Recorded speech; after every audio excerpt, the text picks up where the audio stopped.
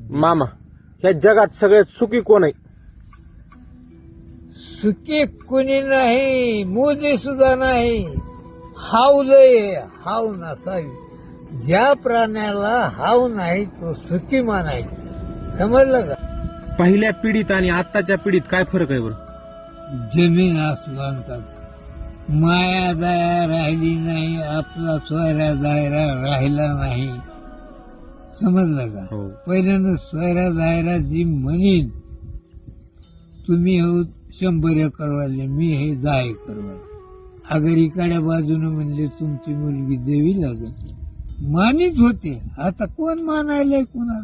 आता जात पात नाही, मायबापाला बी कोणी विचारना. दोघाचं सेटल जमलं की झालं लग्न कोर्टात. किती नोकऱ्या केल्या तुम्ही? फक्त एक नोकरी 7 वर्ष केली, कोणती? मिलिटरी मध्ये.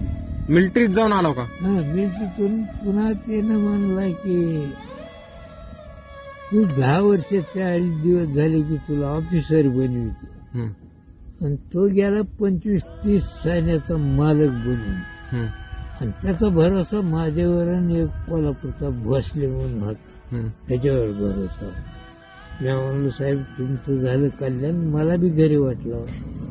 अरे म्हणजे तू फक्त माझ्या घरी येऊन ऑफिस पर्यंत जीप सोडीचा नेऊन. हम्म. अगर मला कुठं दौऱ्यावर जायचं तर पुन्हा एक्सपर्ट ड्रायव्हर मी घेऊन जाईन. मी म्हणलो, नको साहेब, आता मला घरी वाटलं.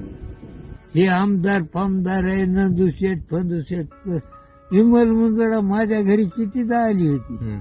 4 वेळेस. नंदू आणि मला म्हणतोय काका, मला म्हणतोय आणि आपलं देवानं लय चांगलं केलं.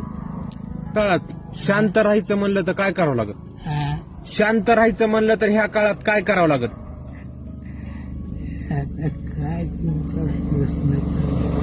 शांत राहायला नाही पाहिजे, काहीतरी धडपड करावी लागते 5 पैसे कमविण्याकरता. समजलं का? काय तसं नाही हो.